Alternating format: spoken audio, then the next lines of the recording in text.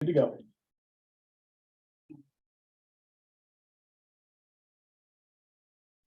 Got cookies on this thing, some water. Okay, Thanks, Jericho. No problem. It was Dorothy's idea.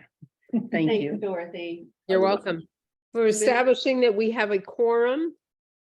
And I'm doing so. I am going to read the script for remotely conducted or hybrid open meetings. Members of the public wishing to participate in the meeting must use their full name for Zoom access. If full names are not used, people will not be allowed to participate in the discussion. The town reserves the right to remove any member of the public from the meeting who does not use a full name or acts inappropriately. We are using Zoom for this meeting, which allows for the public to participate in the meeting as an attendee. Attendees must register to participate, and the registration link is unique to the meeting. The registration link can be found in the description of the Nantucket Government TV YouTube live feed for the meeting. People registering to be an attendee must use their name, otherwise they will not be allowed to participate in the discussion. Attendees will join in listening mode, and they can click and raise hands and buttons if they wish to speak. The chair will call on those who have raised their hands in order that they are raised. All questions should be directed through the chair. As a preliminary matter, this is Dorothy Hertz, Chair of the Contract Review Committee. Please permit me to confirm that all members and persons anticipated in the agenda are present and can hear me. Members, when I call your name, please respond in the affirmative. Veronica? Here. Joanna? Here. Linda? Here, Did I see that Bert was here too? I saw Here. that earlier. Yeah, there he is. Bert, Here. and is John on, guys? I can't see it on mine. I don't think so. Mm-mm. Not as of now. Okay. Staff, when I call your name, please respond in the affirmative. Jericho? In attendance, Okay. Anticipated speakers. I'm actually going to allow everybody to say their name because we would like this to be an open discussion. So anybody that's here could state their full name. We're going to do that now so that we can have you on the agenda. So let's start with Sue. Sue Mintonen, member of the public. Okay, Jocelyn. Jocelyn Wong, Community Outreach Coordinator for the Nantucket Historical Association. Alicia. Alicia Graziade, Nantucket Community School Director. Nicole. Nicole Olson, Small Friends on Nantucket. Carrie. Hi, Carrie Ray, Director of Nantucket Star. Okay, fabulous. So everybody knows we have invited a few others that say they'll come in and out throughout the next hour. Is there somebody else that I missed? Yes, someone here. Andrew Vaselli, school teacher. Okay, sorry. Oh, sorry, Andrew, I did not see you in that picture. I apologize. Thank you for identifying yourself. Good afternoon. This is an open meeting of the CRC and it is being conducted remotely pursuant to Chapter 2 of the Acts of 2023. Ensuring public access does not ensure public participation unless such participation is required by law. This meeting will feature public comment. For this meeting, the CRC is conveying by both video and hybrid. It is posted in the town's meeting website identifying how the public may join. Please note that this meeting is being recorded and that all attendees are participated by video conference. Accordingly, please be aware that other folks may be able to see you and take care not to screen share your computer. Anything that you broadcast may be captured in the recording. All supporting materials that have been provided members of this body are available on the town's website unless otherwise noted. The public is encouraged to follow along using the posted agenda unless the chair notes otherwise.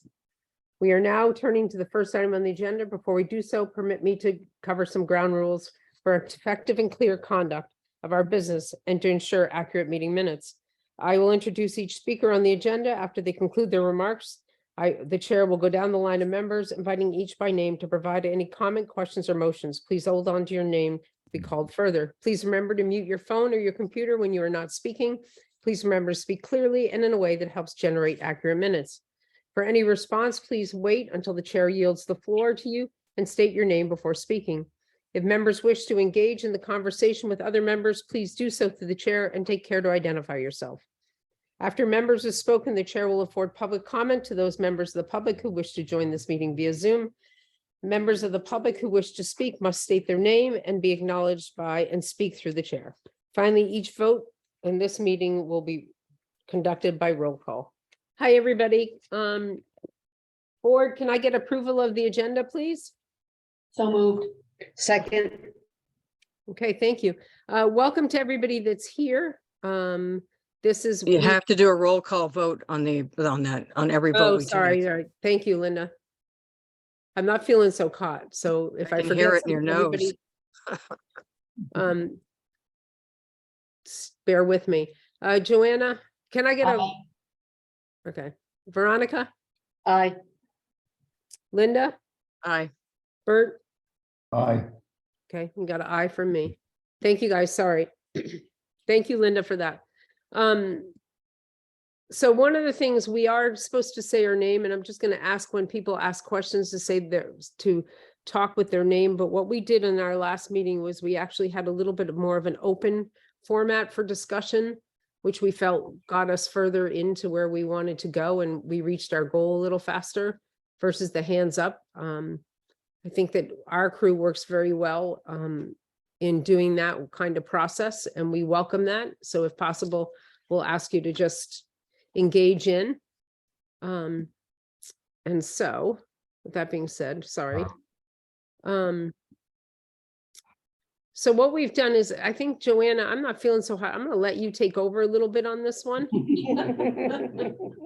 No problem. Are you okay with that? I'm sorry. It just, I'm fine. So that being Thank you. said, I just wanted to say, I'm just gonna take out some notes that I took from last time.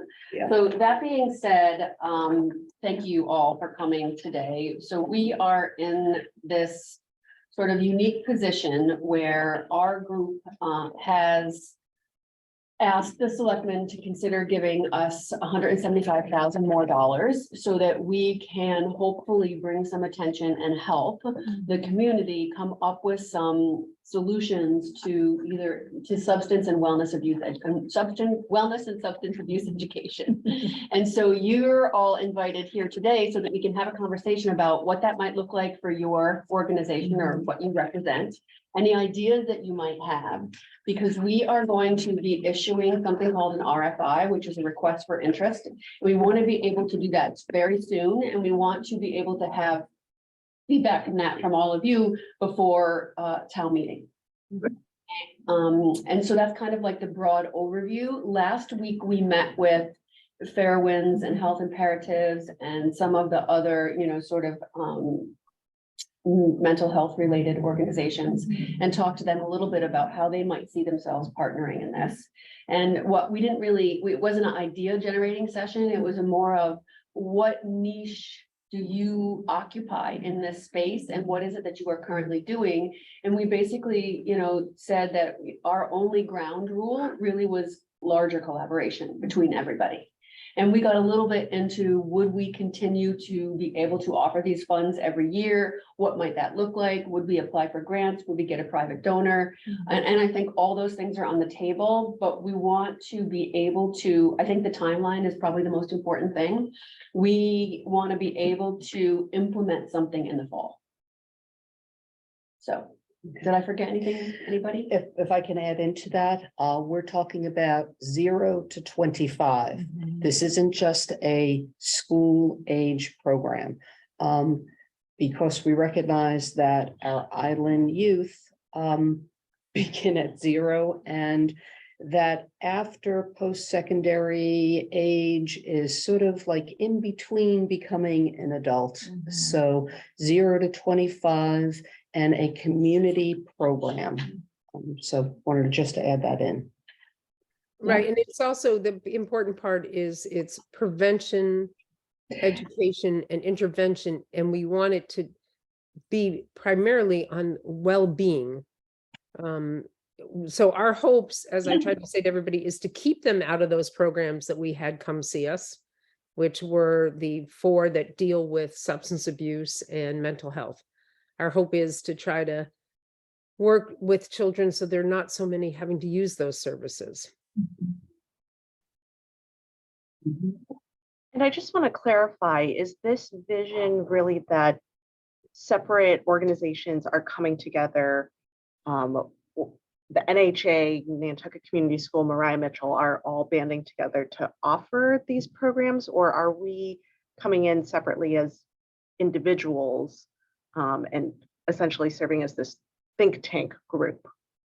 I think it's a mixture of both. We would like to see everybody come in, and then we would like to see everybody work together as one unit to try to offer these so that everybody's on the same, has the same goal in hand. So it's a coalition of organizations that already exist on the island coming together. Correct. Okay. So I'm thinking what might be good is if we went around, and maybe we'll start here because we're in person. And you introduced yourself, talked a little bit about the organization that you represent and what they are doing in this space. And then maybe shared any ideas that you have, and then we could have like a larger conversation as a group of people who are involved in this work already. So maybe we will start with you. Sure. Again, Carrie Ray. I am, I think I'm here in two capacities as the director for Nantucket Star and also as a community member. Nantucket Star is a small nonprofit, and we provide accessible recreation to individuals with special needs. We've been around for almost 20 years, and primarily our participants are children, but we do provide programming for all individuals of all ages, just mostly children, school-age children right now. Our programming runs from birth, and I would say my oldest participant right now is probably 21, 22. So kind of right in that target zone of the ages that we were speaking of. You know, what we do, you know, we really want to provide quality, accessible recreation and activities in an inclusive way within the community for individuals with diverse needs and abilities. So working with community partners is something we've really been working strongly with. We've worked with the Whaling Museum recently. We work with Sustainable Nantucket, the ice rink, you know, you name it. We really just try to build those relationships, which I think for all children is really important, to feel valued in your community, to feel understood, to feel seen, and to have access to the same opportunities that neurotypical individuals might have. So, you know, I think in our own way, that's kind of how we're doing the work that you guys are talking about doing at this stage in the game. Our mission, you know, we are very recreation driven. So that's kind of STAR in a nutshell. And I am also here as a community member. I'm a mother of a 7-year-old and a 9-year-old, elementary school and NIS, intermediate school. So, you know, just looking at it as a parent, and I also work with the Education and Outreach Board at the Congregational Church. So I kind of have my mix in a lot of different organizations, and I'm also a teacher as well. I was teaching at the new school at preschool for about 9 years and head of their small school there. So, you know, working with children and creating a healthy environment for them is really important to me. So I think that is kind of me in a nutshell. Thank you. I'm Andrew Vaselli. I am a public school teacher, but I am not representing the schools. I am here as a community member who's had many conversations about the health and wellness, not only of our children, but of our staff and of our parents. And for me, this wellness initiative really takes hold in how we as adults are able to take care of ourselves and our self-care and our wellness, so that we can have relationships. We can have open conversations with our children at all ages and hear them out so that they feel more safe, more respected, or developing emotionally, so that they are not trending towards alcohol, drugs, substance abuse of any kind, any sort of numbing, whatever that is. And so that's where I come to this. I'd love to be a part of this in any capacity, and really believe in self-care and how we address that. And Andrew, can I ask, what do you teach and in what level? Thank you. I'm a high school teacher. I'm a special ed teacher. I run the alternative education program. So formally dealing with primarily behavioral students. That's really my background. But really what I offer is a social and emotional, non-traditional classroom. And I've been doing that for almost 24 years. Thank you. So, thank you. For those who don't know me, I'm Joanna Roach. I, in my real life, work at the Bryan Municipal Association. But I am the Finance Committee's representative to this board. And I'm also on the Coastal Resilience Committee board for the town, in the Finance Committee. So I'm, wear a couple of different hats, and I also am a mom of a freshman and a senior. And I'm Veronica Bolchik. I'm here as a member of the Contract Review Committee, but I also sit on the Council for Human Services. I am a wash ashore, been here full-time since 18, visiting the island for many, many, many years. Made this our home in retirement. I spent the majority of my career in the business world working in the educational, special education rehabilitation thing, but I am a special educator. You know, first and foremost, that's where my heart, I always, even when I left the classroom, the kids were the most important and still are. So, and I'm also a parent of adults at this point who, you know, hopefully I learned more from them than they gave to me, so. I'm Jericho Amelia. I'm the Director of Human Services for the town. Previous to me taking over this job, I was a TEFL teacher in Japan for about 10 years. So I also have a pretty strong attachment to education. But I'm just assisting along the lines here for the town sports side. All right, let's go up to the folks who are on the Zoom. Alicia, since I see you, I'm gonna, why don't you do it first? Hi, I'm Alicia Graziade. I'm the director at Nantucket Community School. And for those of you that aren't familiar with what we do over here, we're the 5th public school. It's a good way of considering us. We serve ages, 0 through adulthood, beyond 25, every age and every stage. We aim to provide affordable programming to all of our community members. And, before I was in this role, I actually was at Nantucket New School for 11 years as a teacher and an administrator. So I do have a pretty deep background in education at this point, and I'm very familiar with everything going on in the school system and all of these problems we're trying to support. And I can say, looking around this table right now, if we're talking about collaborating, I've already been collaborating with a lot of these individuals, and I think this is a great team to start this conversation with. And don't forget, you graduated from the high school here. I graduated from the high school with Linda's son. All right, Dorothy, can you take over on the Zoom, because I can't see everybody? Yeah, I'm gonna try. I can't see everybody either, but I'm gonna try. Jocelyn? Hello. So again, I'm Jocelyn Wong, and I'm with the Nantucket Historical Association as the Community Outreach Coordinator.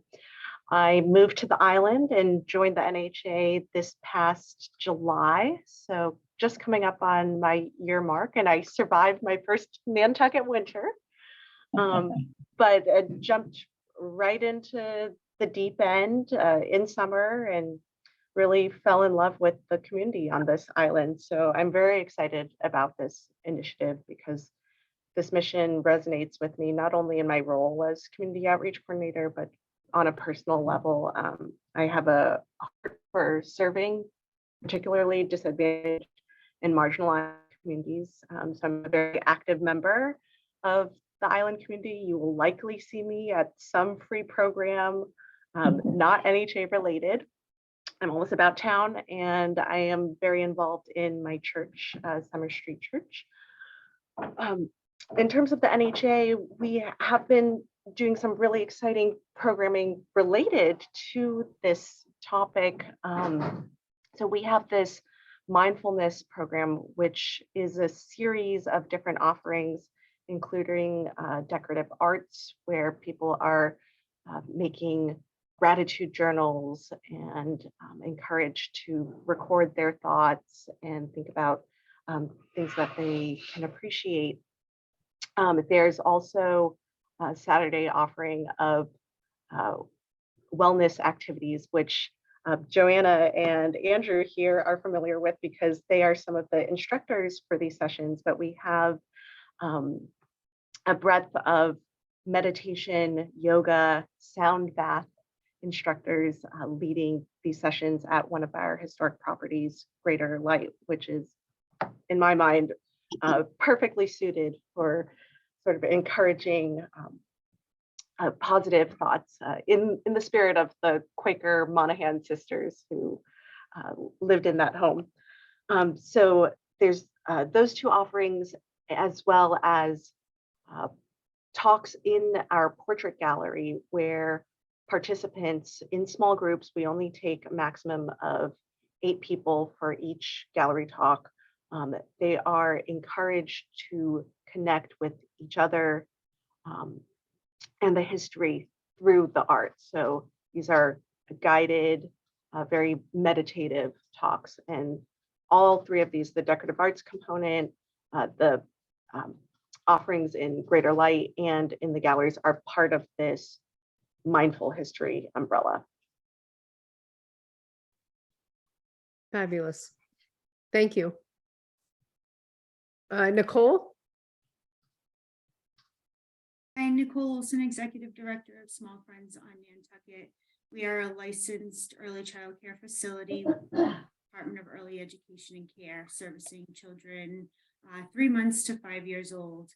And I think the importance of early education and care in teaching them at a young age how to foster positive relationships and self-care, healthy habits, wellness, social, emotional, and I think I'm interested in hearing more about these initiatives because it is key to getting the younger children involved and making sure that we are laying the foundation for them and teaching them these skills at an early age. So thank you. Okay, for having me. Thanks, Nicole. Sue? Okay, so my dog might want to join this call, so I apologize for any barking. Okay.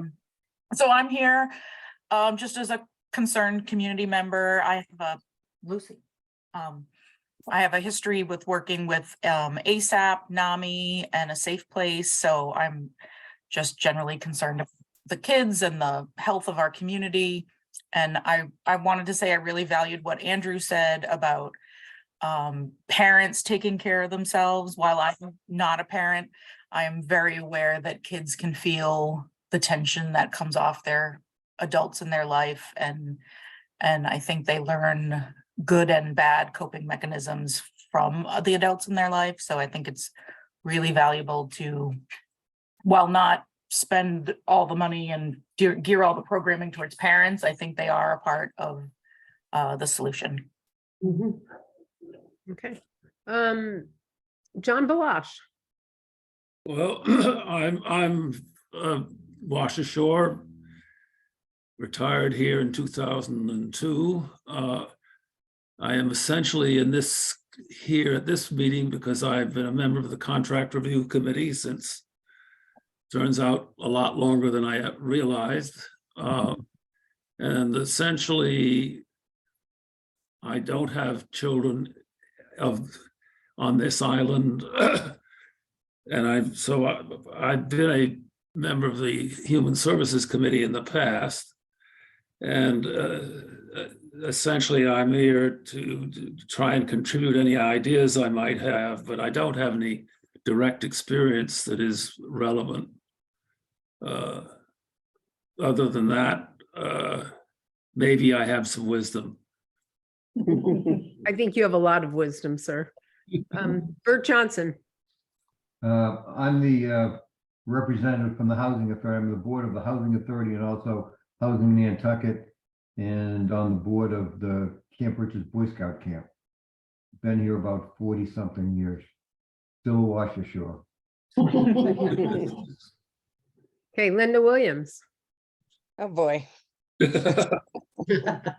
Remember, we have time. No, I'm kidding. Yeah.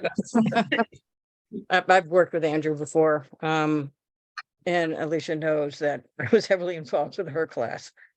I'm the member at large, and I have been on the Human Services. I was on and off the contract review, I think 3 times, I'm on now again.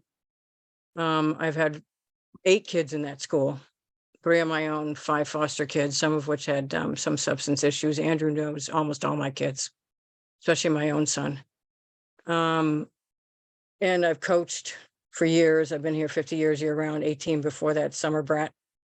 And I was on the drug task force, all 3 school councils, et cetera, et cetera. So I'm sort of heavily involved in kids. I got 6 grandkids now. So yeah, heavily involved in the human services world. And I'm on the Council on Aging as well. Okay, and I'll just say a little bit about myself. As you know, I'm the chair of the Contract Review Committee. I'm a former member of the Council for Human Services. I was actively involved in the Friends for a very long time. I coached both soccer. I coached soccer for 18 years, baseball for 25. I've raised 6 children on the island. I've raised 5 foster children here. I have helped with a lot of initiatives to promote and begin sports programs on the island. I ran the teen center for 2 years for the town of Nantucket. I've taught swimming through the school. I helped start the Star Swim program. I ran the swim program for the town of Nantucket. So I've been very actively involved within the youth of the community for many years. I started a program called the Nantucket Public Schools Outing Club. For 15 years. We brought children skiing and summer camp and did historical weekend vacations with children. I'm also the mom of children that have gone through recovery. And I'm actually an adoptive parent of a foster child that came to me.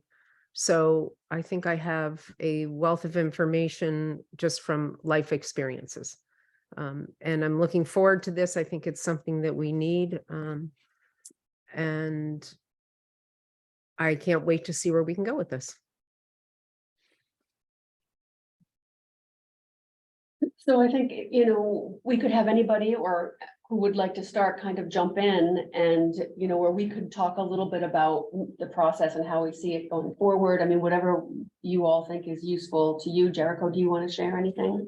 So I am going to be involved in the actual, the administrative side of this. So as of right now, we do not have, we have an existing process where we solicit RFPs from various human services providers. They submit to us a plan on how the request is going to go through. So I'm looking at the people in the room, but I am also trying to talk to everybody as well. And we're trying to figure out how we tailor this process to be the quickest turnaround. I know that the allocation of money, this initial $175,000 is only couched as a one-time expense. There's some potential for it to be rolled into our regular budget, but this particular tranche of money is only going to be offered once. So we're trying to figure out how we can adjust our RFP process in order to make it as seamless as possible to qualify for or apply to other grants, for example, tower grants, state and federal grants that are designed to support these kinds of expenses. And I think at this stage, since we're not exactly sure what the best solution is, we just know there needs to be a variety of them. You know, pitches for programs you want to see, activities that you think need to be expanded, areas that need extra attention, and how we get that attention to people. You know, I think those are the kinds of things. This is basically a whiteboarding or a brainstorming session about what this program should look like, how we can meet the providers in a way that secures services that apply to the most people as possible. And then, you know, how do we do that in a way that addresses all of the various demographics on the island? And how do we get people who are in this space talking to each other as they do it? So that's, I think, sort of where we're starting. At least I'm starting from the town side. Joan, I know we discussed groups or organizations submitting RFPs collectively. You know, we want to basically figure out what's gonna work best from your guys' side. We'll compare it with the provider side. And then we'll try and figure out a way to get the simplest possible structure to administer those funds out. Well, Yeah. I think the important part isn't about administrating the funds out. I think the important part right now is coming up with how we want this to be, what our end goal is. And henceforth, then we go into that process. It's not about, first we have to come up with the goal, right? And what we want the program to be and how we want this program to be implemented. And then we go to the process of how does the funding go out? Does the funding go to one umbrella source and go from there? So I think that the purpose of everybody here is to tell us, where do you see where we're lacking? Where do you see that we need to provide programming? Where do you see that in the community, other than what we're seeing in the newspaper, right? What do you see as maybe something that is a source that we have to work on to get to provide for both the 0 to 25, and the parent component of it is maybe through the educational piece of it, but how do we work on the rest of it within this scope of what we're looking at? And what do you see, Andrew, what do you see as a problem at the school? Carrie, what do you see? What pops out to you that you see?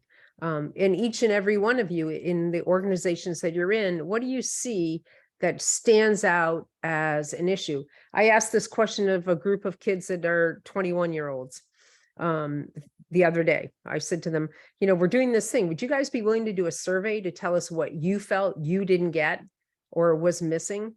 And a lot of them turned around and said, well, in school, all of us, the people that were in tech programs, we got no support. We felt like we didn't matter.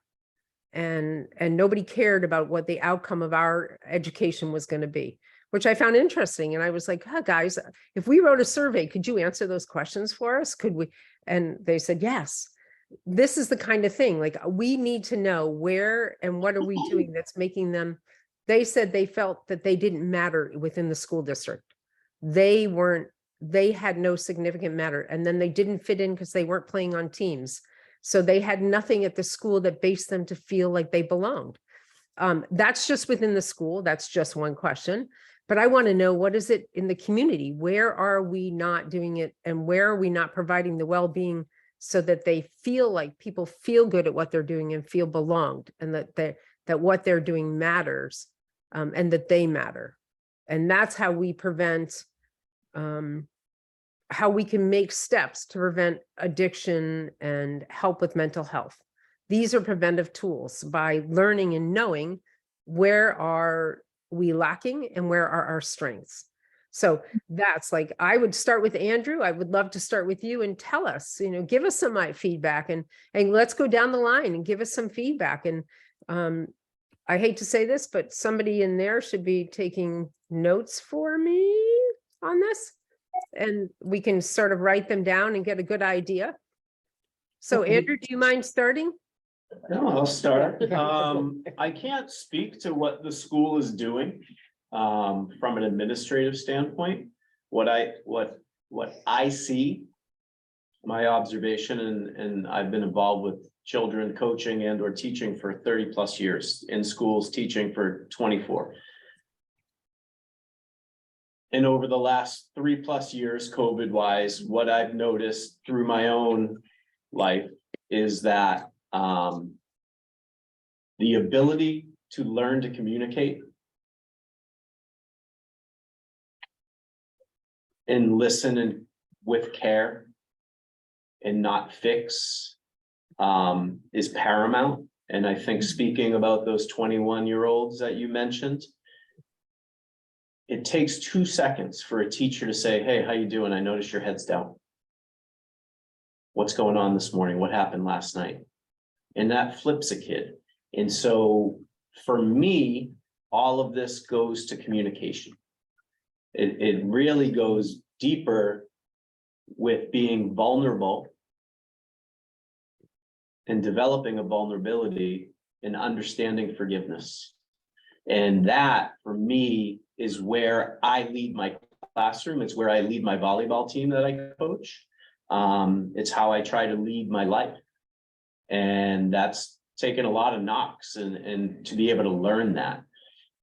My classroom in school is a welcome and open space for anyone who needs it, not just the population that I work with. And because I ask kids how they are, because kids feel that they feel safe enough to speak their mind, whatever it is they have to say. And I want them to, because they need to be heard, and these kids need to be heard. And the earlier we can start teaching them that it's okay, especially our young boys, that it's okay to have feelings, it's okay to communicate about those feelings. It's actually a strength to communicate about those feelings and not quote unquote suck it up. Because that's where we start to grow all these negative emotions within us, and then we don't know how to communicate effectively, then our relationships start to crumble. And how can we ask parents, teachers to take care of our kids when maybe we don't have the skill set to take care of ourselves? And I'm not speaking for anyone other than myself. But that's my observation. And that's how I lead with my teaching. It's how I lead with my coaching. It's how I lead with my meditation practice, my breath work, teaching that I do. For the NHA, for the community school, for the Westmore Club, for my private clients. It is all about understanding self and being able to say, I need help. And if we can teach people to say, I need help, then we are showing these younger kids it's okay to say I need help, and I don't have to turn to stealing alcohol, to smoking a vape, to doing drugs, whatever it is. And so that's my observation. That's a good one. Thank you. Carrie? Yes, thank you, Dorothy. You know, throughout just thinking about these ideas that we're talking about, my mind is first going to my children. And I think about my kids and myself as a parent, and I'm fortunate in being an educator that I have some knowledge and some background, and I might know where to go to find answers to questions, because of course, as parents, we're just doing the best that we can. And, you know, we don't have all the answers, but, you know, I think empowering parents, and especially of young children, you know, we're doing a lot for middle school and high school age families, because that's where we're seeing the behaviors currently. That's where the voices are, well, the behaviors are the loudest, the voices might be not so loud, but the behaviors are what are resonating.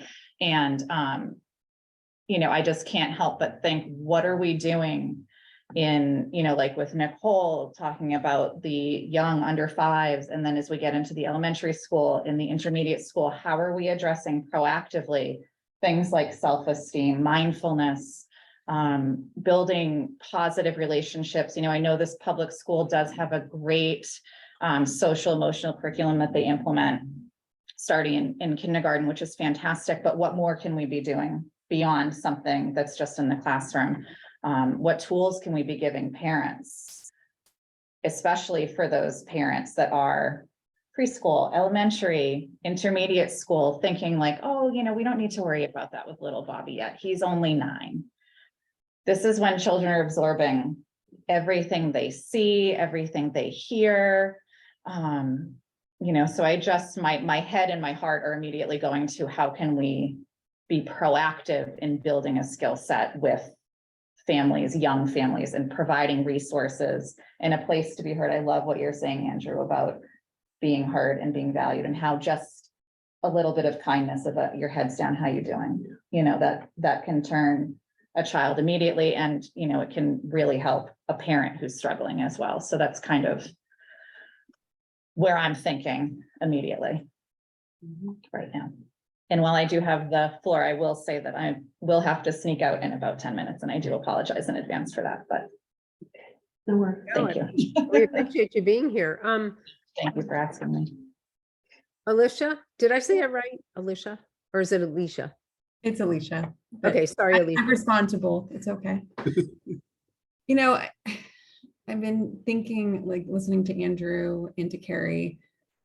I think what I'm struggling with is this is such a large age gap that we're talking about. 0 to 25 covers so many different areas. And this is something that we're always talking about at the community school as well. But I almost feel like we need to be breaking this down a little bit to have a more robust conversation. 0 to 5 is very different than when we're talking about 18 to 25 and what we can provide for these different age groups. We're talking 0 to 5. I think that's actually almost more focused on the parents at that point, right? So then maybe we're really not talking about 0 to 25. If I'm talking about infants, I'm talking about their parents and how they can support them and what we can do for those parents. And I would say if we're starting there, we're talking about childcare, and there's such a lack of that on the island right now overall. So it's hard to care for yourself when you can't find the appropriate care for your child. And it's hard to be a good role model and be a good parent when you're constantly struggling to do a job and find somewhere safe for your child to be during the day. I think beyond programming, we're looking at some really big pieces to a puzzle here that we don't have very good answers for as a community right now. And, I was just talking to a mother today that was applying for a job that, it hinges on whether or not she can pick up her son from daycare or if she has daycare that week. When we're talking about teens, there are a lot of programs for teens on the island. There is a lot of programming, and it is hard to bring them into other programming. We're currently offering free teen yoga right now in partnership with the town and with the Harvey Foundation, and we have great teachers, but it's still hard to get them there because they do have a lot of other commitments. So we're with teens, it's like, where do you find the time? Where do you find the time to offer them more support when they're so overextended already? And I think that goes back to Andrew, we're talking about mindfulness and being in touch with emotions and limitations. We extend these kids pretty far. There is no more time in the day. So I think that's our problem there with teen programming. We offer it. How do you get them there when they're already so overextended? And when we're looking at beyond teens, and I heard what was brought up about tech students, for instance. I believe it was Dorothy that brought that up, that felt they didn't have a place in the school system. That is another problem. I have high school students, some over 18. I have a 19-year-old working for me right now in extended day who didn't want to tell me that he was going into the trades. He was embarrassed to tell me he wasn't going to college. And when I told him my father was an electrician, he was elated and so happy to know that I valued his profession. And I do think we could do more in that area as well. But it's not to say that we're not already doing some of these things. I just don't know that we are reaching who we need to reach all the time. And I'm sorry, it's a little vague, but again, it's just such a wide berth that we're trying to nail down here. I might just recommend in the future that maybe we break it into maybe 3 segments to get a little bit more depth in each area. I apologize. No, that's fine. Oh, my phone's going off. That's okay. Jocelyn? Alicia, I completely hear what you're saying. I think, these youths can be overextended, and essentially you can lead a horse to water, but you can't force it to drink. So maybe a lot of organizations are already working in this realm, trying to offer programs that are catered towards this demographic that we're trying to serve, but it might not be hitting the mark quite yet. I'm excited that this work is already being done. On that note, I think one thing that we could do is be conscious of opportunities that are already there where we can form these positive relationships. Andrew, I really loved what you were saying, and Dorothy, about providing this sense of belonging. We're already doing these programs, and I know the NHA and some other nonprofits have student volunteers. All of these high school students need community service hours. So we will accept student volunteers to help check in at the front desk or run a craft station, do wayfinding. And this program isn't geared towards having youth feel empowered and focus on a wellness activity, but it's a public program that we're offering and we need assistance. But through that interaction with them, what I've really loved is having an opportunity to essentially serve as a mentor to some of these youths.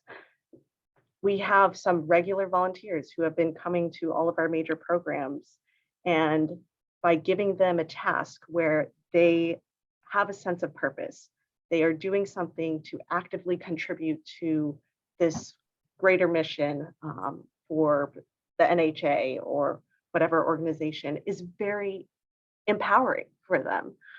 So I think even in these small ways where you're having some of the students come and assist at a program, you can start to build relationships, and for them having contact time with an adult who provides a sense of affirmation, even just tells them, hey, you did such a great job today. Thank you for showing up on time, and the way you communicated with the younger kids was awesome. They might not be getting that affirmation at home. And I've seen specific circumstances where it's very clear that these kids are not used to getting that kind of support or recognition, and it can make all the difference for them to have that kind of connection just at a community service opportunity for a couple hours. So I don't necessarily think we need to be coming up with a brilliant program that's going to solve the problem here, or even a series of programs. We can start with what's already there when we're having people come in as volunteers or interns and building them up in those ways. Okay, thank you. I do want to say, just interject something so that everybody understands that the reason we're picking 0 to 25 is if we start with the 0 to 5 and healthy habits and well-being and understanding that you can fit in something will enhance them to go to these programs as teenagers, because I think a lot of the teenagers, even though they're being offered these programs, haven't felt enough inside themselves to feel that they can go and outreach to them. The ones that aren't overextended, the ones that aren't in these programs, that feel like they don't have a place. And our idea is with some of the youngers is to get them to understand you do. Everybody has a place. And there is things that if you go and learn and understand are available and out there, you might see numbers increase over time as these younger children are taught it's okay not to necessarily, if you don't fit into the norm, to go and be involved in these things. And that's where these other organizations, sort of other programs, would be helping out with some of those children. But Nicole? I had my hand up, by the way. Okay, Yes. sorry. Sorry, everybody. Okay, Linda, I didn't see your hand up. I apologize. I was just going to go down to the people that were guest speakers first. But go ahead. I think one of the things that's missing, I used to be the president of it, was something, I know we're talking about mentoring a lot, and Big Brothers Big Sisters disappeared for various reasons.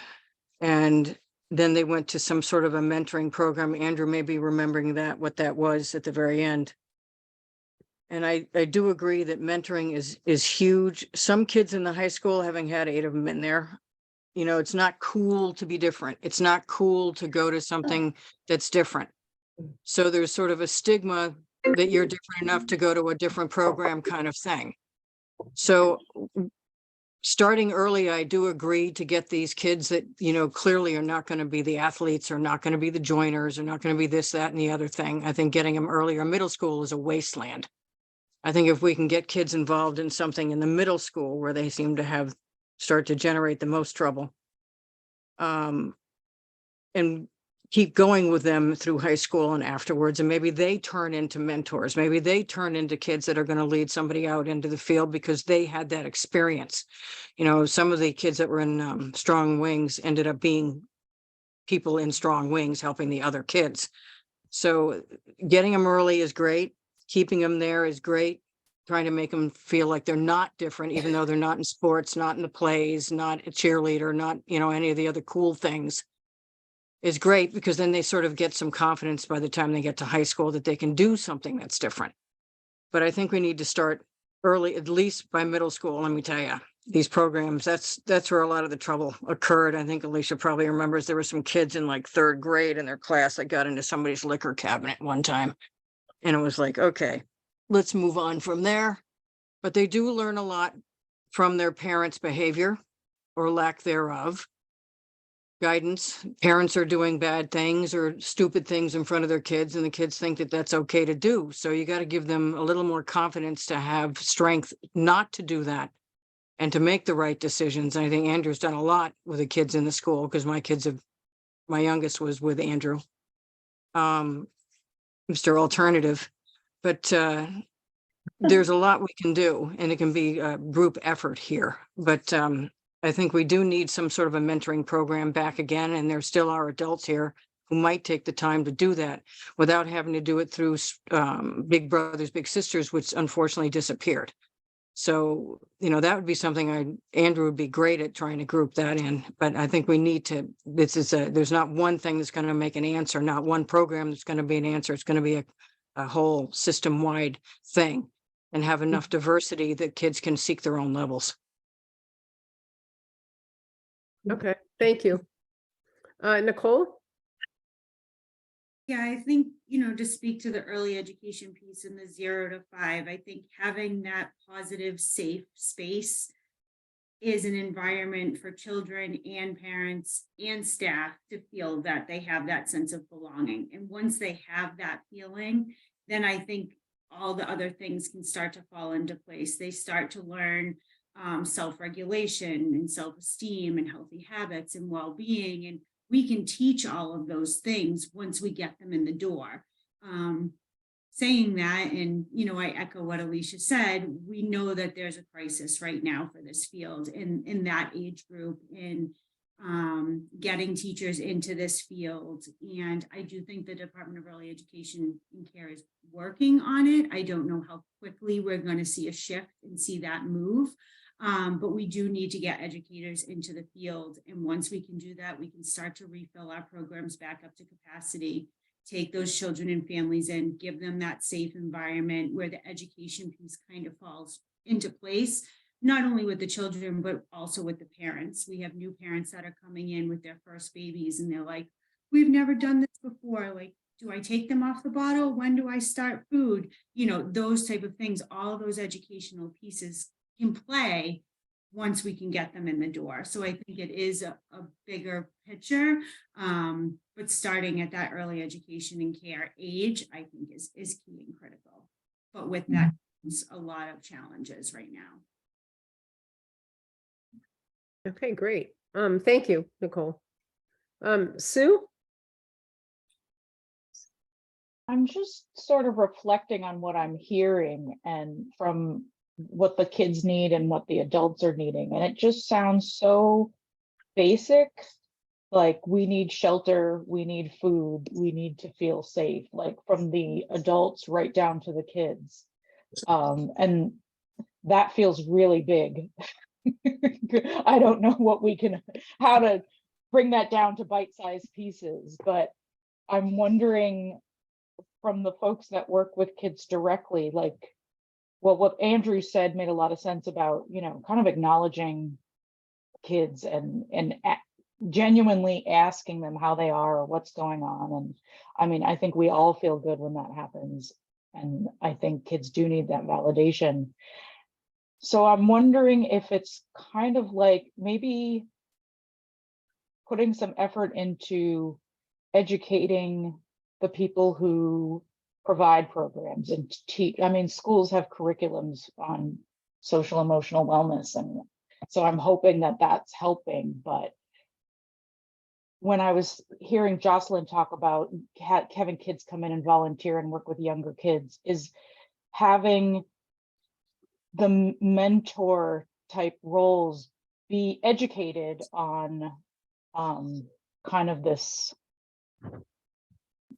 ways of encouraging kids and complimenting them and leading them, and doing that all the way down to, you know, teenage babysitters. Like, I know there's a babysitting class and they learn first aid and they learn these other things, but are they learning how to have that skill of seeing people and encouraging them? And I mean, I know that kind of sounds not as interesting as like opening up a playground or having kids go on adventures, but I feel like starting small and building is one possible approach, because I don't think everybody knows to stop and say, hey, Joe, you're looking a little sad today. Is there anything going on you want to talk about? But I think we do need to learn how to do that. And it just doesn't come naturally to everybody.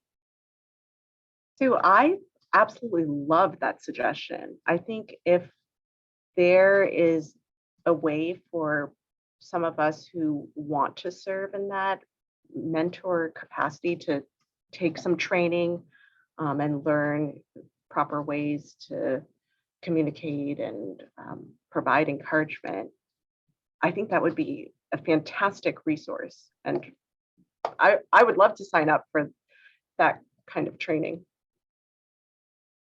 Because I think so many of us are working with kids, even if it's not the primary component of our positions. Like, if we're interacting with them, I think it could be very beneficial to have that skill set. Yeah, you were exactly who I was thinking of. Like, you know, rangers at the conservation land aren't trained in working with kids, but they're going to run across kids. Yep. And they're going to see kids doing something good or something maybe they shouldn't be doing.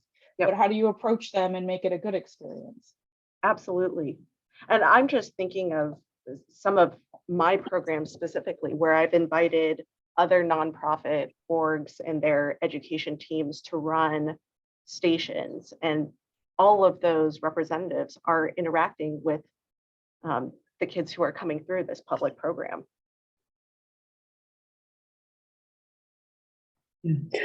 I've got a couple of, they're going to be all over the place thoughts, but I'm going to start with Andrew. I really liked a number of things that you said, and I'm sitting here saying, how do we create a community that has that level of awareness? And what I'm thinking of, I participated a while ago in a microaggression workshop, which comes from a different standpoint, of course, you know, of how things you say just put people off. But how can we create an education program for the whole community of how we can bring them in? So it's the same thing from a different angle. Because we all want to be heard. We all want to have a place at the table. I've got a 30-year-old and I've got a 8-year-old grandson. My 8-year-old grandson keeps telling me, and not just me, but telling us that we don't hear him. He's very bright. And I went to my son because he's like a mini me. And I said, right, did you not feel like we listened? And he goes, I'm still dealing with that today as an adult. So it's taking that extra second when someone says, for my grandson, when he says something, not to jump in, but make sure that he's done, because he does have a lot to share. And it's important. Everybody wants that. So how do we create that? And the other thought that is just, I'm like always blown away by the diversity of programs we have and the opportunities that exist on the island. for all age groups. But I know that they're not accessible for one reason or another, that even if we say it's at a reasonable cost, not all people can afford that reasonable cost. Or maybe it's, as I think it was Jocelyn, you said that our teens are, there's a portion of our teens that are overextended, but are we still meeting all of their emotional and social needs because they're overextended because they, I do this, this, and this, but they are still crying out that there's a hole somewhere. So how do we get to or offer something that it isn't, and Linda, you said, the diversity of programs is, it's not one size fits all. So creating something for everyone. And we also have, which, our population that are more recent immigrants that come with a different cultural background and meeting their needs too. And I've said this before in these meetings, that we've got kids that have to go home because they may have to babysit, or they may need to get home because they have to help mom or dad. And that's not just the immigrant part, that's everyone on this island. So how do we offer something for them? So it's maybe has to be at a different time frame, thinking about, or a different way to reach. But part of what you're saying is that, and I think it's a thread through everything that we've heard today, is that there's not a message that anyone in this age group is getting that says you are enough. Right.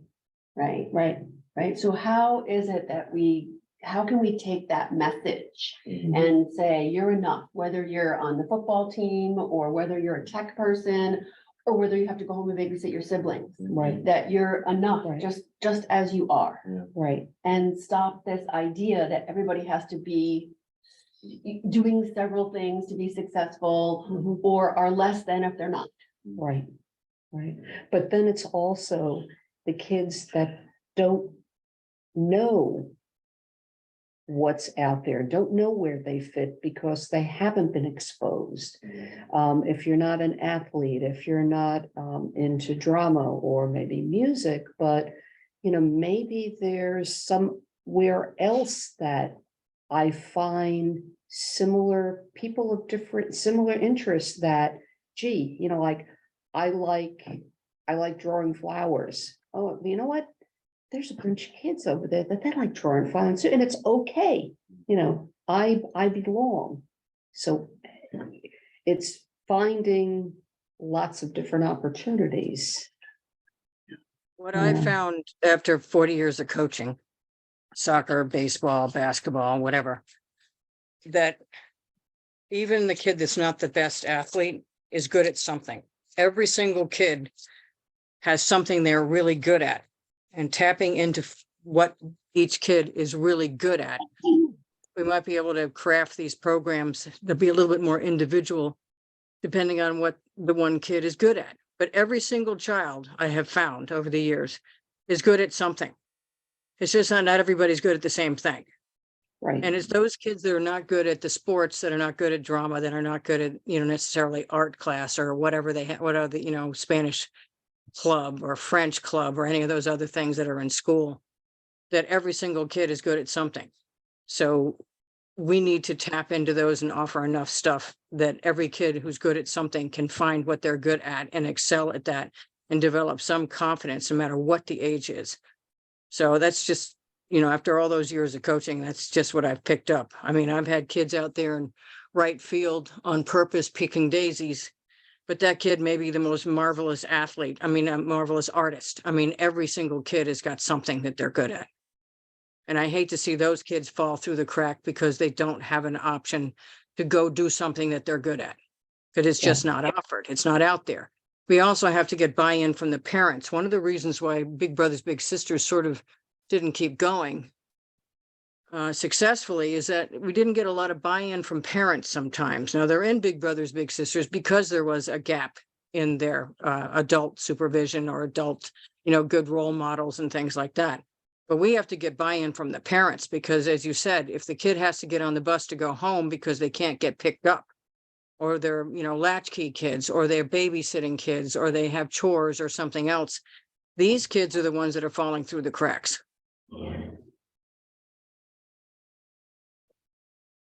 Okay. I'm going to just clarify something. I would like to say rather that the kids are not good at it. It's not necessarily where their heart is at.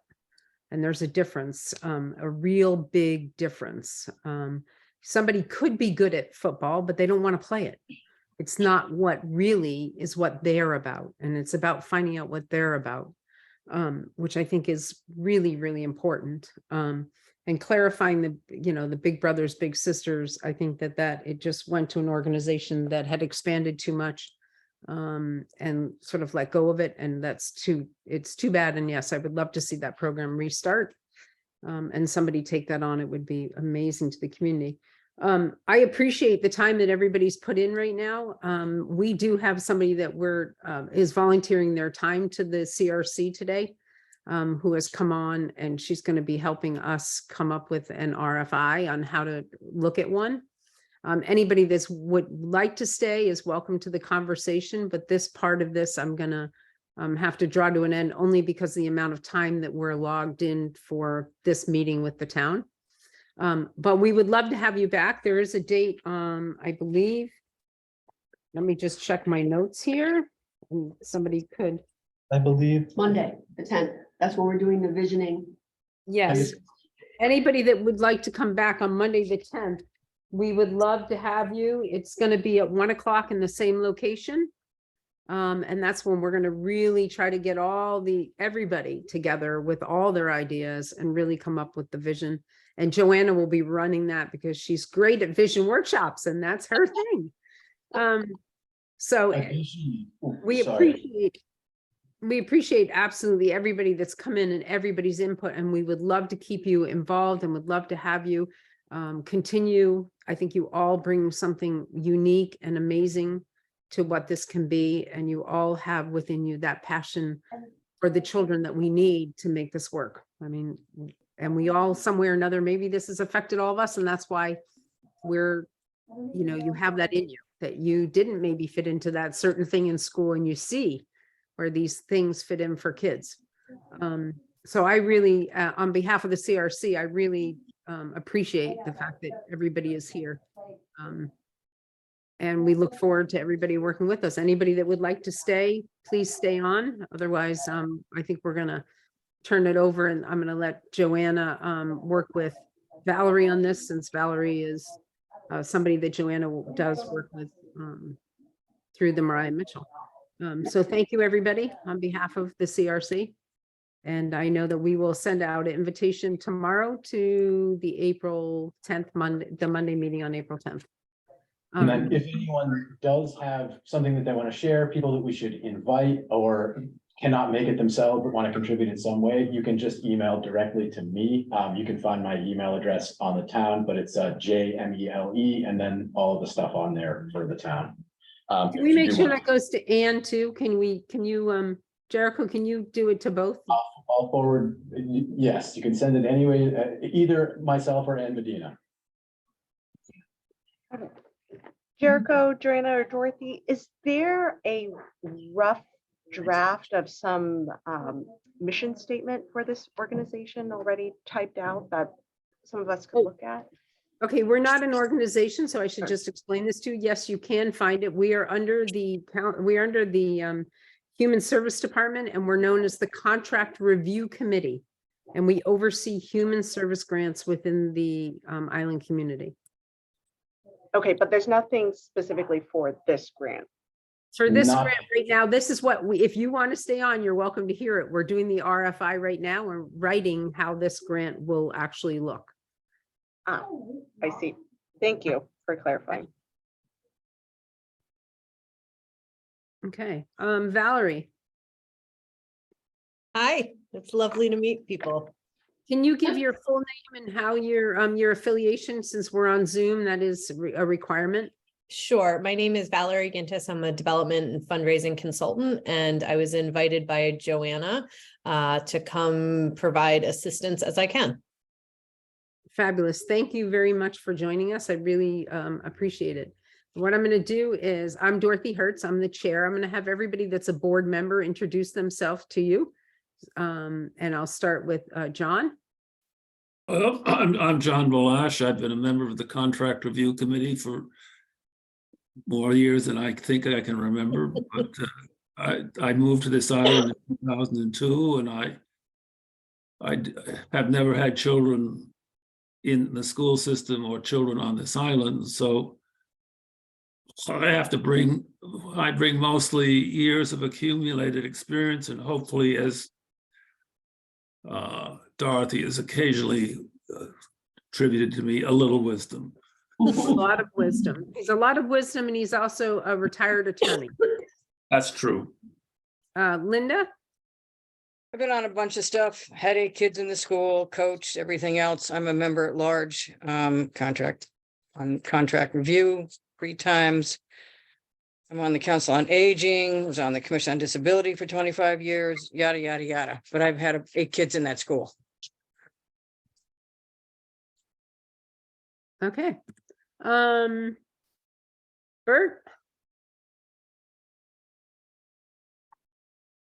Still here? I don't see him anymore. No, we must have lost him again. I'll reach out to him, guys. I'll go back. He's out playing golf. Veronica? I am Veronica Bolchik, Contract Review Committee and Council Human Services, and a mother, a former educator, and concerned member of the community. Fabulous. Joanna, she knows, so We're good. so we can start. I'm gonna leave it, I think, Joanna, I'm gonna let you sort of start the Okay. engagement Great. form. Great. So I just want to say thank you very much to Valerie for joining us today. We really appreciate it. Valerie is a development professional that I've been working with for, a little over a year now. And she has really helped, certainly the Mariah Mitchell Association, develop a growing expertise in applying for and executing, grant writing and management. But when this came up, one of the things I thought would be if we could spend a little bit of time with her, she could perhaps give us some guidance on exactly what it is we're trying to tease out from others. And I think that we've had some large conversations around what it is we're trying to do. And I think it would be super helpful if maybe each of us gave Valerie our 1-minute pitch on what we think we're trying to do, so that she could assimilate that from each of our perspectives. And then Valerie, what we, just from a timeline perspective, what we're trying to do is to develop something called, an RFI, request for interest, that would then go to a RFP, right? And we have a somewhat of a tight timeline because we want to have at least the RFIs back before the town meeting, which is May 6th, right? So what we've done so far is we've brought in a bunch of nonprofits last week to talk about, health and mental services, wellness services, substance abuse organizations, addiction organizations, to talk to us about what programs they're doing, where they see new opportunities for us to collaborate, because collaboration is definitely one of the criteria of the RFI and the RFP. So no one organization is going to get all the money. We have $175,000. I think, so that's like point number 1. I think point number 2 is that we want these programs to be able to be started in the fall. So hence the tight timeline, because we did this in response to some real stress in the school systems around vaping in particular, vandalism, which largely equates into attention-getting behaviors of kids not feeling seen and heard. And then, there's been some response around, having some speakers come in and make some, having an impact be made on the kids. but there's not any kind of long-term strategy or program in place.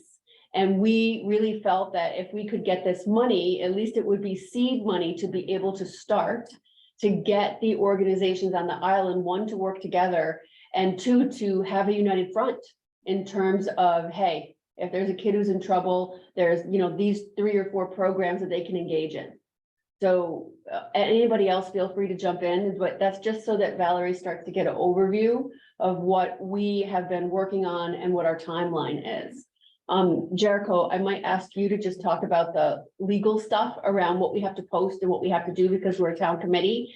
And then also maybe share with Valerie your role in administrating this. So. Can I just make one statement, Jericho and Joanna? I Yes. believe that if the funds become available and before town meeting, there's a possibility it would be initiated in July. Okay, There's a great. possibility for July. Okay. So I believe the plan was, last we checked, that assuming it passes at town meeting initially, the funds will be released at the same time as the regular CRC. So the earliest these funds would be available would be the start of the fiscal year for the town, which is July 1st. And then the latest they would be approved would be after November. I don't remember exactly when this special town meeting is, but in November, after that, if they pass, then that would be the latest time. So the funds would be available earliest July 1st, latest November X, where X is whatever day the special town meeting is. What was it, just a general process, right? Mhm. So the general process with the existing grants that we have, which is the legal basis by which we would be distributing these monies, is that we receive an RFP, or whether we issue RFPs, which must be posted in a variety of different places, but the legally relevant one is with the Inquirer and Mirror for a period no less than 2 weeks, 2 consecutive weeks, where it is advertised as a town grant opportunity, and then whatever other listservs, et cetera, that they can go into. But the legal binding thing is it must be posted for 2 weeks physically in the newspaper here on Nantucket. Past that, it can go longer than that if people want longer RFPs. Our rough agreed upon timeline as of last meeting is that we would like an RFI within the next 2 weeks, I believe, so that we can distribute that and get some indication of how much interest there is on a specific program, but pre-budget level, and then have the RFP completely ready to go ahead of town meeting, which is May 6th this year.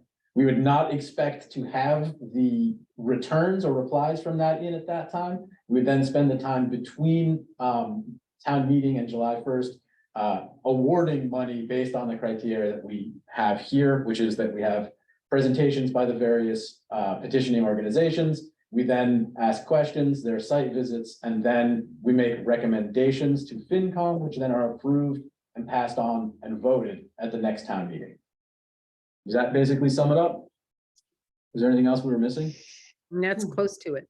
It's close. Yeah. We're not gonna have to go back to them to get approval No, but in quite the same way. yeah, I was assuming, so, but the money will be released based on the outcome of a town meeting Yeah. vote, either in May 6th or in November. Yeah. Okay. Can I Right. ask some questions just for clarification? I think that might be the best way to do it, Valerie, and then we Okay. can go from there. And then I'll just, on that one, while we're doing that, I'll just, if everybody, instead of putting your hand, Linda's the only one that'll put a yellow hand up. Will you just put a finger up if you want to talk so I can see you? Go like this. Yeah. Okay. Thank Um, so a couple of things. One is, has this group put out an RFP or an RFA before? Yes. Yes. And have you been displeased with, or do you see room for improvement for what you currently have? In other words, are you not getting the kinds of information that you need from that? No, we are getting the information we need from it. Okay. I don't necessarily agree with that, but Okay, so maybe not. So the next question is, are you looking for advice on how to craft the interest letter how to recraft the request for proposals, or how to tell the story about what it is that you're looking for ideally to spend the money? It's sort of three different questions have been posed, so I just want to know which I think one is it's all- useful. Mhm. I think that telling the story is an important thing, because I'm sitting here trying to put together my 1 minute, and I can go on for more than 1 minute, because you try to get it down concisely, that we're talking about education, intervention and prevention in youth behavioral health from 0 to 25. That is probably the most concise, but that's not really saying what it is, because when I've said that, people say, well, what is it going to be? You want, activities? Do you want, more, education for parents? It's a whole lot of things. So we need to come up with that. What is this that we can go out and say, this is what we're looking for, and everyone can figure out from there what angle they can come in at it. So that brings up a good point, which is I've been writing down the words people have been using for what it is they want as they're talking.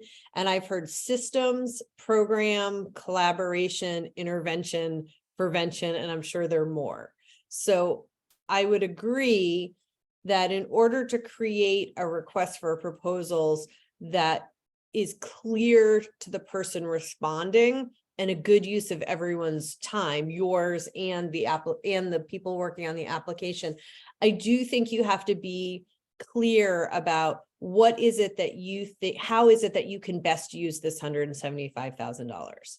So some communities might say part of getting money from us is that you join a community of practice or a collaboration, and you agree to meet monthly, and maybe you can accomplish that collaboration goal as a requirement of funding. But on the other hand, you don't only want funded people sitting at the table. So maybe you want those two things to be separate. Maybe you want an organization to take on having people collaborate. So maybe you create an RFP where you have the applicant self-select, I'm about building systems, I'm about delivering programs, or I'm about promoting collaboration. And then you evaluate those grants in each of those buckets so that you don't have to necessarily pick at this stage, but you want to fund at least one collaborative grant, for example, one systems assessment grant, and maybe some program grants, which may be intervention or prevention. So that feels like the first piece is you really have to get clear on how is it that you think this money will make the biggest impact in your community? I'm just going to clarify one other thing. The RFPs that we've been sending out were not for this type of program. So this is a special $175,000 for a program that we decided we needed because we're responding to what some people are calling a crisis, right? So this is a different RFP that needs to be developed. But I think you just gave also a couple of really good suggestions. I mean, I guess the question, how big is the universe of agencies or organizations that could be part of a coalition? Oh my gosh. Oh, there's several, like 25? At least. At least. Like the big ones, the ones that have an operating budget over $1 million a year is probably a dozen. Okay. And do they generally talk to each other now or talk to each other well? At some level, but not particularly. But I do not have to. I don't believe, this is a thing that we should probably clarify now, because this is the thing that will determine how we look forward. There's not going to be an additional organization that develops out of this process, right? Correct. I don't think so. So it would be RFPs that would be distributed by the town of Nantucket and collected by the town of Nantucket. That has to happen for any money to be released. Right. What I was thinking about is, do you want to make one of the possible buckets of funding is that an organization can say, I'm going to take the lead and make sure a collaboration happens. And that's how I'm going to spend the money I ask for. So that Correct. you don't have to do it, but you ask organizations to self-select as I have a vested interest in all of the players and of a system change. And so instead of asking for $25,000 to run, after school soccer programs, which improve self-confidence, I'm going to take $25,000 and apply it to staff time to pull people together once a month and identify trainings or co-training or come up with a plan for the community or advocate to our elected official, probably not with this money, educate our elected officials or whatever else. So if you need that systems work and you're a volunteer group and you can't create an organization, one way to make that happen is to use your RFP as a way to have somebody step forward. So that might be a way to get more of that systems work done. And that's basically what came out of the Nantucket Behavioral Health Initiative, was an umbrella organization to hold responsibility and do communication and outreach for it. But has anything happened? No, I think it's just about to get incorporated now. In the interim, CFN has been acting as that, including being the pass-through for various financial agencies, holding all of the various MOUs, et cetera, necessary. So that's a very different process than the RFP process that we've done for a year. I'm just only saying because I've been involved in doing one for the last 2 years, and we are now 2 years into it, just at the point where there exists an umbrella organization to do this. Right, and we don't have that kind of time. No, Right. that's all. That's the only reason I bring that question up. yeah, No, but one organization could take it on underneath them as being the stakeholder of the grant that then is in charge of making sure that all these other things within that RFP occur within the community. Right. I think that's a good approach to it. And The that's only thing is- basically why the reason why we brought the 4 people together was it would be the first time, Valerie, that all 4 of those organizations would do a collaboration together. mhm, They were all very much in favor of doing it and working together. They all have different strengths and tools, which would make it viable. And our hope is that, or one of the hopes was that these organizations are like they're the step we don't want our children to get to, right? right. You don't But- want your kids to meet any of these people for good reasons. Correct. Right.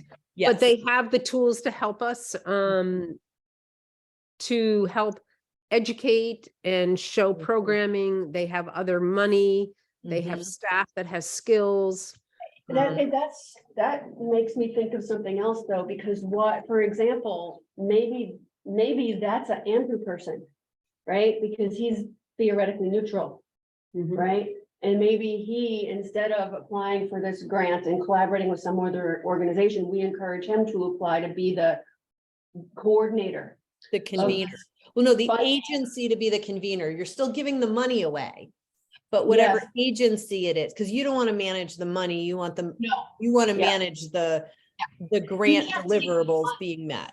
Right, but he could be the neutral organizer. Yes. And it wouldn't necessarily, it doesn't have to be him. It only came to me Right. because he's not affiliated. Or it could be the community school who is the administrator of the activity type programs. I think you would want, and this is just spitballing here, you would Yes. want a single agency who is so when we're doing reportings, when there are MOUs to check, when we're trying to make sure if they've actually delivered services that they're doing, that having a central communication point, like a hub and spoke model, as opposed to slicing it up into different verticals. Just because we've run into issues with coordinating across, like knowing which agency to interact with on a particular thing. Oh, We've also had issues between nonprofits who have entered into agreements, not dispersing money in a timely fashion to each other. The complexities about having an oversight organization, which then would they then sign MOUs with the agencies they're overseeing? And then how do we enforce that if things go on? And I'm not trying to put the kibosh on this kind of level of coordination takes years to develop and trust between all the partners. Right, we don't have that. We don't have that. And I'm not sure there's one that I would trust. At the, of the agencies that came in, I feel like there's, There's a couple strong candidates, but I'm not 100% sold. I would totally agree with Joanna right now, that there isn't one organization that I turn around and would say, okay, this is the key No-brainer. person to hold it, right? And I don't necessarily think the Community Foundation, Jericho, is the one to hold that either. And so I Right. think that's where we have to work at this. I know that state and federal grants can go to town entities and be dispersed. And John, I see your hand up and I'll take you in 2 seconds. I see that finger. Thank you. And so I think that that's the key that we have to really work at, it is finding how we want this, or what is the best way that it can legally and first and foremost be set up. John?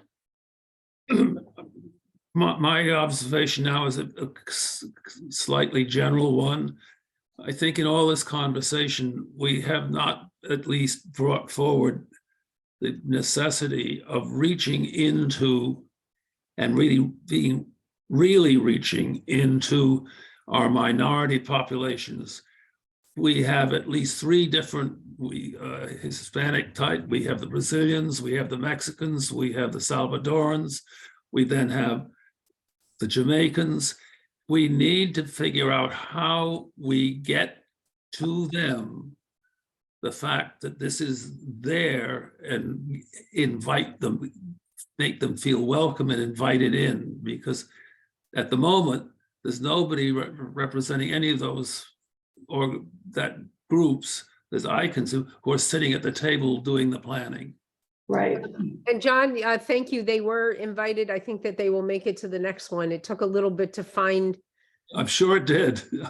from where I'm at, to get the information to some of these, but I've got the names of the directors of like the Russian school, the Bulgarian school, the Spanish religious instructor, head of that. So I'm working on all those avenues to get Okay, those people but at then you got ahead of me. So I've been trying. I'm sorry, I'm a little limited right now on what I'm capable of pulling off. Yeah. But I mean, Are it's you still planning got a on- pretty solid turnout. Are you planning on scoring responses? That's how Giving a- we've done it in the past. Okay, so what some organizations are doing, and I don't know, again, with town bylaws, if you can or can't do this, but what some funding organizations are doing is they're adding 5 points for BIPOC-led organizations, or for organizations with budgets under $1 million, or they're skewing with transparency, that they're trying to make sure the money doesn't get congested with the biggest organizations with the most resources. So if you look, for example, at the Mass Humanities website right now, they've done it in a way where they have a Massachusetts Stories track, and they actually have a track for BIPOC-led organizations with an earlier deadline than they do for general pool. And it's to make sure that the first bucket of funds goes to folks who are least represented. And there's some other organizations where the scoring points will be more or less based on whatever criteria. So again, I don't know the town legalities, but there's some ways to skew publicly what the results are, just to make sure that it's not who always comes to the table, and how do you make sure everyone's invited to the table and the table is truly welcoming. There's also some data that just came out through the Department of Education around academic loss time, and that all kids have lost time, but specifically Black and Latinx kids have fallen further behind than white and Asian kids. So there's some data-driven reasons that you may want to also look at who is being served in terms of the end population. Again, I don't have a sense of the nuances of the school community, but you could go to the Department of Education site and pull some data around who's having the hardest time, and who by gender, by race, by ethnicity, by disability may need extra supports to get back to this sort of place of balance. So that's the other way to think about it, so that it doesn't go to Yeah. those who Are there- otherwise have additional resources. Are there rules about us, like, for example, if we're, because we've been looking at it as $175,000, could we chop it into some different chunks or different buckets? We can absolutely do that. And then my other question was, if we were to do that, could we hire a coordinator? Could there be $30,000 that we take off the top and say, we are only gonna take RFPs for a person to coordinate this effort? And that person would get paid a stipend, it's $30,000. I do not believe we can, I do not believe we can pay an individual salary No. as a higher. Let me finish. No. Linda, let Jericho finish, please. Jericho, go. I don't believe we can pay an individual salary out of that. If that person has a 501c and this is a consulting gig for them, that is something we could do. And Linda and Dorothy backing up, I believe that's completely unprecedented for CRC. Any Yeah, CRC. you have to have a 5013C behind you. It's right, And- but no, we can't do it. Yeah, I mean, I think someone could, yes, we can do, Different bucket. we can do different buckets. Since all of our findings or our recommendations, then we can recommend whatever we'd like without running afoul of any, like any DEI issues or any issues around like allocating funds based on a variety of different factors. So I think we could do the buckets thing. If an organization is willing to send an RFP to be the coordinator for this, we could, but it would have to be like their quarterlies would be X number of hours doing coordination with proof thereof. And that would be something that would reimburse at the end of each quarter. That's not is- direct services either. Yeah, it cannot be direct services, but if an organization, I'm sorry, Well, no, I think Linda said that's not direct services, but what we've been able to define in the past is that if you had a coordinator that was without them, the services would not be available, then yes, we can pay a salary through the guidelines from under the contract review committee's funding. So So that's not what I'm saying. I'm saying that this particular grant, the 175, was billed out as direct programs for these kids, run through these other organizations, whether in consort with other organizations, or they've developed something on their own, like Andrew through the school. I know, That's but not it what we're actually, talking about. I don't think we actually, did we say programs or we were doing an initiative when I presented it, that we were trying An to. initiative, but it was led to believe that there are programs that these groups are going to develop through their own organizations, not for us, and I'd be opposed to it, not for us to pay for some staff person in their organization to actually do it. That's not what my understanding of this is going to be, and I think that's going to be a real hard sell.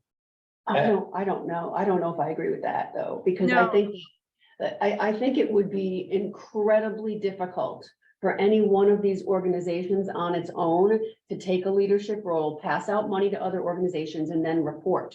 I think it would be if we could come to consensus on, and I am again just brainstorming this, like maybe that's the role of the community school, right? And maybe the program lives there and they're the coordinator of all the other nonprofits and they put out a schedule of this, and that is going to take staff time, right? It's going to take staff time to coordinate and execute planning, promoting, assigning deadlines.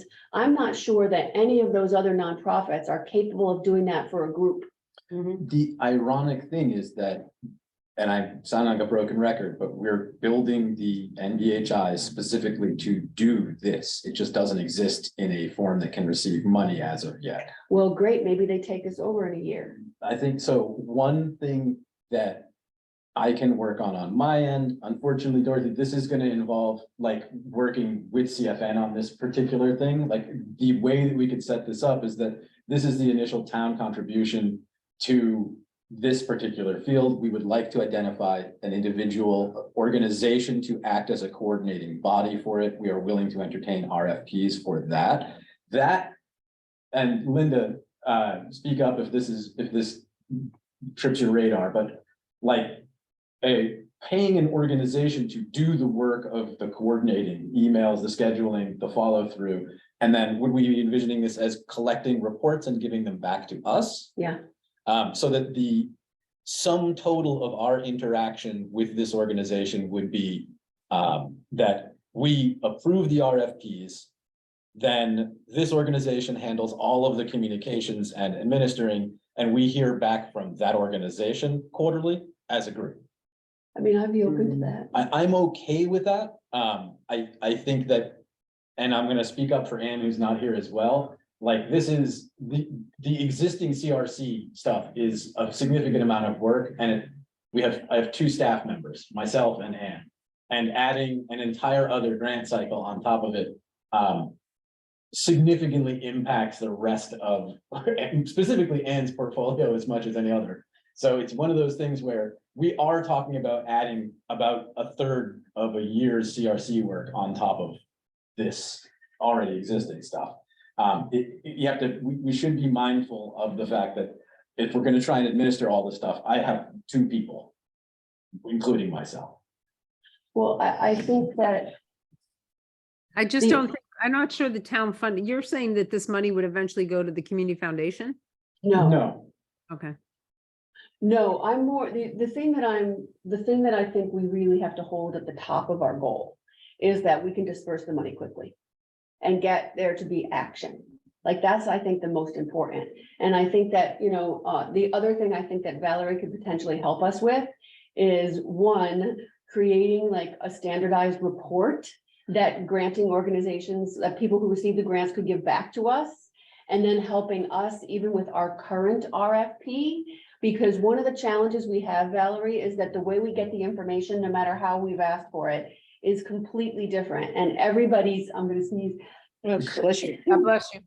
Sorry about that. And everybody's methods of reporting their financials is different. And we've been unable to move the needle on things like there's a standard set of questions that we should be getting. Number of people served, number of payroll hours this underwrites, cost per serving. Do you have translatable services? Like, there should be a bunch of this stuff in the thing so that we're not asking them the questions. Like, the narratives and the financials that we get from the people we do give grants to are all over the board. And some of them are not good. Yeah. Well, okay, so a couple things. There's a way to fix that with technology. You can use a submittable form or a Google form, or if they still make them WooFoo forms where you make questions mandatory.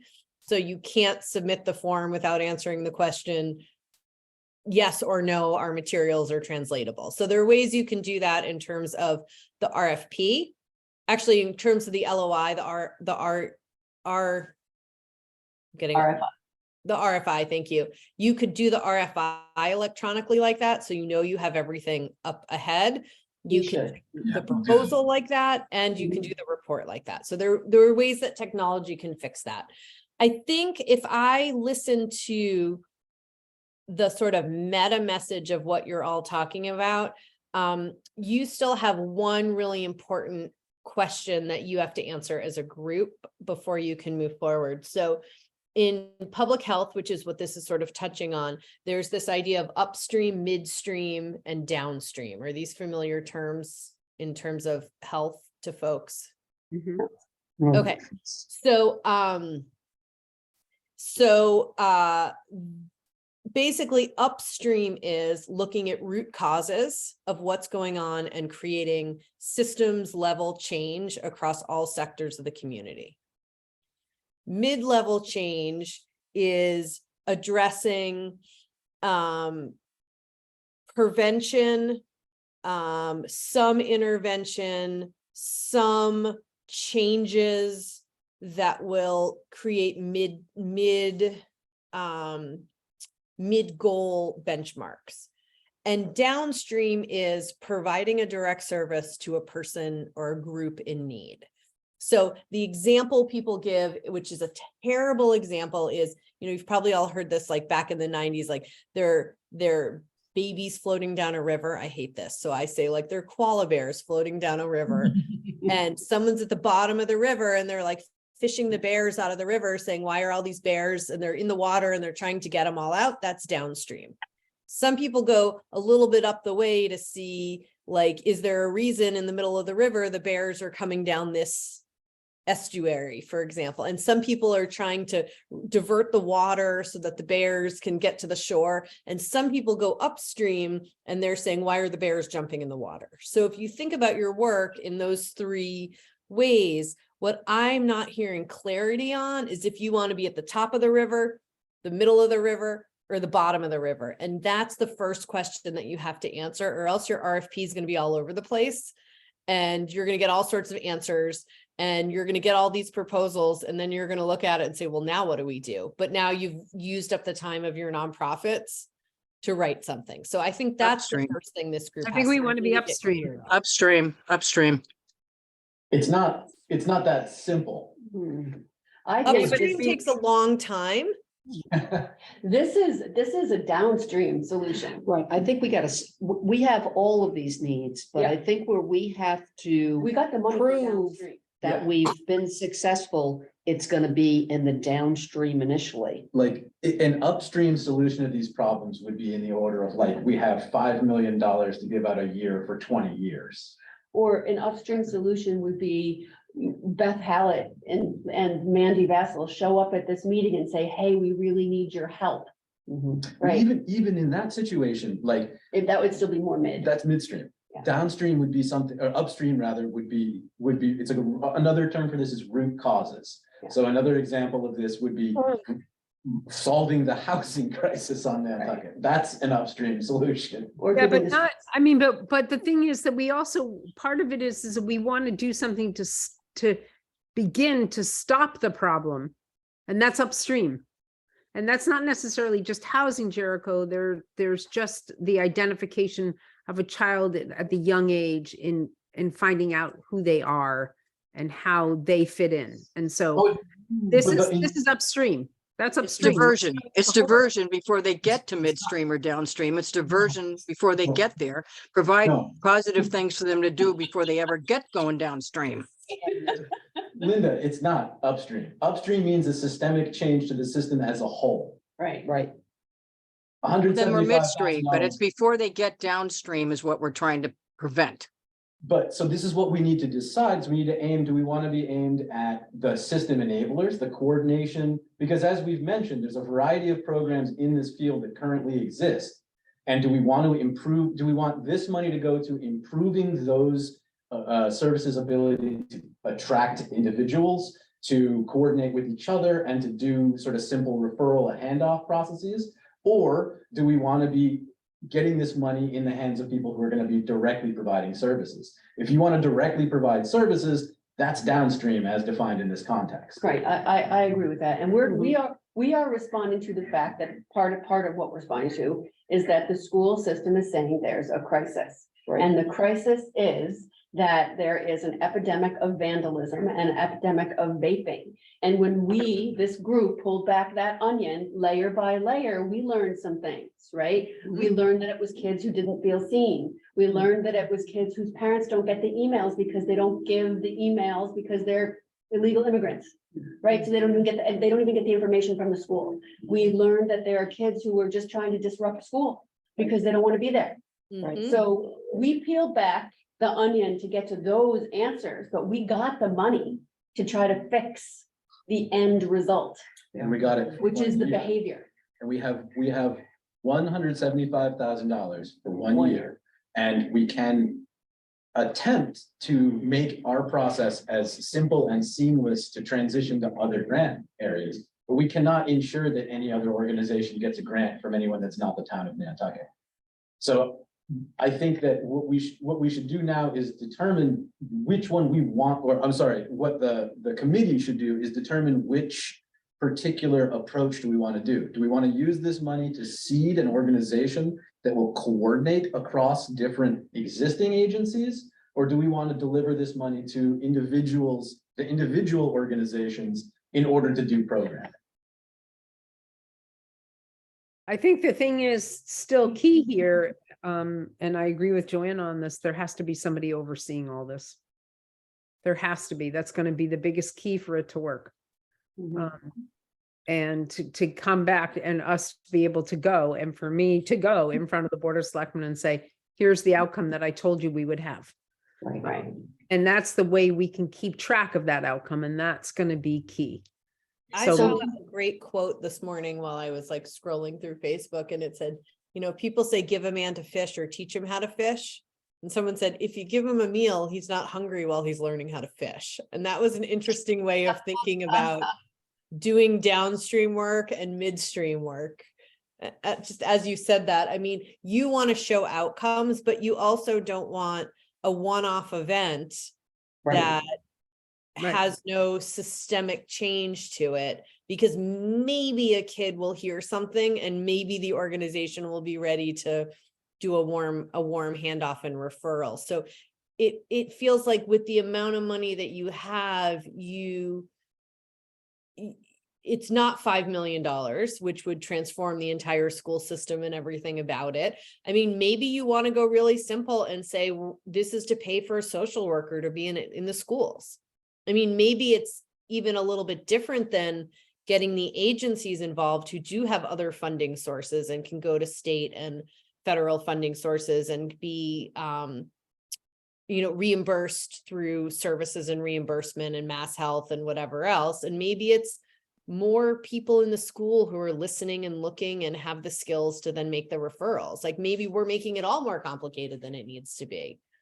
And so Would the group be opposed to us asking Alicia from the community school to come in and talk to us by herself? No. About, No? No, I wouldn't be opposed. Sorry, Joanna. I wouldn't be opposed Thank at you. all. I think that could be a good avenue. Step on that one. What do you mean, no? Okay, because I think Yes. maybe it might make sense to bring out of everybody that she has kind of the broadest reach, and it might just make sense to have a conversation with her, not to say, hey, we want you to do this, Right. but to understand what she already is doing in a more Right. detailed way. and we have a variety of professional interactions with the community school already. We're already funding their memory cafe with the CRC money. We're already giving them early childhood education money out of the rural health grant. We're already doing a variety, and they're already partnering fairly extensively with other human service providers like Sherburne Commons, et cetera. And Well, they I also- do the entire age Age range that we're talking Well, about. and I also feel like frankly, from a town perspective, we're giving money back to a town Yeah, Entity. entity. that will be an easier, I think that will be an easier sell. I also think it will end up with significantly better outcomes because they're already engaging the populations we're having the most trouble interacting with. They already have partnerships on the ground. I do think that makes sense. I am curious whether or not they have the bandwidth to add this Capacity. on. And I think that's something we should ask. But underneath that, they might be able to hire that coordinator to run that program. And Yes. that's the key, because they Yeah. would have the source to do it all. And I think Mhm. that hiring someone to do coordination like that at that level is Critical. potentially a bigger deal than any of the individual services we may fund with that money. Right, right. I think that what we might want to look into in this is to bucket the money with, and we should wait until after we have a discussion with Alicia about this, with a bucket for a coordinator position in an existing partner of ours, with the heavy eye going towards community school. And then the remainder of the money, once we figure out what sort of the range is, I think we should do a variety of service and infrastructure investments. Or investments with people who are gonna do services that then have to participate in the oversight process through the community school. Okay, I mean, the thing, like, you know, what Andrew does, right, is really specialized. And I think one of the reasons he's interested in participating in this is he would like to be able to offer his system and be able to teach it to others. Right. Right, but Right. he's just one guy. Right. Right, but if we were able to create a situation where he could offer a class Right. through the community school and get paid for it, then he could potentially reach a lot of people who could use his methods. Right, and the community school could hold that, the whole grant and itself within that coordinator, be able to allocate where funds would go into programming if to provide these services. I think that that's a key. The one thing that I want to put out there, which is the first thing I'm going to hear from my very dear friend, is going to be, are you establishing a job that the town is going to have to fund in the future? And I know that's going to be his number one question to me. And so I think we have to be very careful and think about that within this process. I think that before we go much further in this thought process, because we've sort of come around to some other maybe way of funding this, that we should invite the community school to come back and talk with us, and maybe set up a time when we could come up with a little bit more idea that we could send to Valerie and ask if she'd be kind enough to return to us. And that's something. A good idea. Agreed. I think that would be good. I think that would be- Dorothy, should I try and get Alicia or somebody else from the community school at the next possible meeting? Yeah, we have, the next meeting was gonna be that we invited a lot, so maybe what we could do is invite her to come in early. Or stay late, maybe? Right. No, come in early. Because it would give us, I think if she came in early, it would give us, I don't know, maybe she comes in, maybe we ask her late. I don't know, how is because if in fact we do get are graced with Valerie's help again, then it would be at a later part in the meeting where we could have a longer discussion, correct? I don't know. It's out there, everybody. Somebody want to answer or feedback? Yeah, I think all of that works. I mean, we could also push the, vision and mission thing a week out from the 10th. Agendas are not in yet for that. We can Right. shift that around. I think that we are likely to get a better response from Alicia if we give her some idea of what we're asking her back for. And I would like to hear if that is something we think is acceptable. What is, if We because we're asking her to kick around the idea of a coordinating role for the community school. Right? But I think we're asking, maybe getting feedback on what she thinks about the program and whether she thinks it would be something community school. We can't go out and handpick the people that are going to put in for that RFP. That's against the law. No, agreed. But we can let her know that I'm trying to think of like what is gonna ensure that she comes back for the next meeting. Well, I think that she has an interest in what we're talking about. She made it clear that she had some kind of interest. I think Okay. Then should I just reach out and ask her to be sure to attend or just wait for her to attend? No, I think we No, want her to that's be not, here. no. I think we're just trying to figure out whether we invite her prior or after, to stay after or prior of the focus group. Right? I think that's what we're at right now. On Monday, we were gonna do the vision workshop, Right.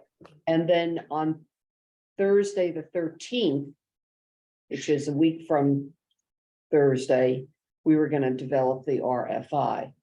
So can we just, Switch those two? right, or, I think so. yeah, I think we need to make the vision thing on Thursday and we need to dig into this more on Monday. Right. Okay, So I'm fine. then, with that. So I think we invite her back in Monday. for Monday. that's the 10th. Monday is the 10th. So I'm gonna invite her for 4:10, which is the next meeting, and we should send an email to the people who have Like, we don't want all of the people that we were hoping to show up at 4:10 to show up to 4:10. No, we want them to come on the 13th. So we want We'll to just, shift. we'll send another email. Anne has a lot of the email addresses to all the people that I sent out invitations to before. And I'll get these ones from for the Bulgarian school, the Russian school, and everybody to all the other ones in. I want to make hand contact with them first before I invite them, and then we invite them for the, I have another Joanne? question for Valerie. I have another question for Valerie. Valerie, do you have the sense that there are grants that the town of Nantucket would be eligible for to support our efforts? Especially if we use this 175 as, say, a match, or, you see what I mean, because we Yeah. worked on these things. Yes. Like, are there any state agencies that we there could apply? are. There's, well, Department of Education has grants that come out, and social emotional learning, which is what they're calling this, is their hot topic of the year. There are also programs like MAP, which Mariah Mitchell has a grant from, that offer, that's more out of school. But certainly there are a lot of grant. Are we talking all public schools, or are we talking no, private? everybody in the community, it's for everybody in the community. So I think the Tower Grant Okay. has a community-based one too, that I saw. Okay. Okay, so yeah, Department of Education has grants, and the Department of Public Health has grants, because this is touching on substance abuse, youth violence prevention, and there are federal grants certainly, but that's a beast and a half to write. But the state grants, there's money there, and when they have money, I have clients that have money that are partnerships with the Springfield Mass Public Schools and community agencies, and they have, you know, upwards of $100,000 a year to do programming in the schools in collaboration with students and teachers and community agencies. And that's not considered an outlier. That's fairly standard for schools that are at risk. And I don't remember the exact data of Nantucket, but what I do know is that you have a higher number of English language learners than many other communities. And I was surprised, as I did research, that the folks who are in the public schools are lower income than I would have anticipated from my off-island understanding. So there's potential for other grants if you embed it in a school. We have the highest percentage of Spanish speaking, or English or it's actually Spanish speaking students in the whole Cape and Islands. Yep. And that matters, honestly, in terms of funding. Right, and we're ranked number 44th in the state. Yeah, it's that big. data, while it's painful for parents and grandparents and kids and people on island, it's useful for money, for, you know, getting money for programs. Right, no, because we're ranked like 420th with Caucasian. So The other thing that is unique for Nantucket and important is that, you know, to go off island, you know, is, by the time you get there in your car and whatever else, it's, you know, it can be a couple $100s. And so people Way can't go off island for a mental health It's not appointment, accessible. and they can't go off island for, you know, services beyond their IEPs or their 504s. So the stuff has to come to you, because the people can't get off the island affordably to it. So that's the other messaging that Nantucket has that's different than so many other communities. okay. Wow. Thank Um, you, Valerie. Right. Yeah. Yeah, Really- thank you, Valerie, so much. I really appreciate your input, and I can't tell you how much we appreciate Joanna having brought you in. And I was Joanna, gonna say, you should thank Joanna. She pulled my heartstrings on it. yeah, she's pretty good at doing that with people. She is. Yeah. Good. Thank you. Great. And Okay. we may call upon you again, but I'll keep you posted. Okay, great. All right. Sounds good. Thank you very Enjoy, much. everybody. Thank you. Okay, take care. His name is Okay, so Jan everybody, Hughes. does anybody else have anything to say? Or want to, any Um, input they want to put in? I think that, so let me just ask another procedural question. Can this committee write a grant? When you say write a grant, you mean, can we apply for a grant elsewhere and receive money? I do not believe so. I Um, can we- find out. We need to find that out. Okay. So if we receive, we can receive, no, we have, so The town could receive grant funds and funding underneath the CRC to implement things. Yes, they can. Any town body can receive a grant and be a grant holder in a grant. CRC wouldn't be the grant holder. CRC would be the requester, the grant holder would be town of Nantucket, and it would go through a different set of procurement law rule than even the regular CRC ones. You're correct, Dorothy. We can apply for, but then the money gets banked into a account at finance with an org object that's not CRC. It's finance's account, which should be fine. Like we could apply for a grant because we have the RVEI money, which is a grant that was allocated through State Department of Health. That's for the health department. So yeah, we can apply for a grant. We Except can. all grants have to be okayed by Libby and the selectmen for us to do that. Correct, Yeah. but that's just the application process has to be okayed by them.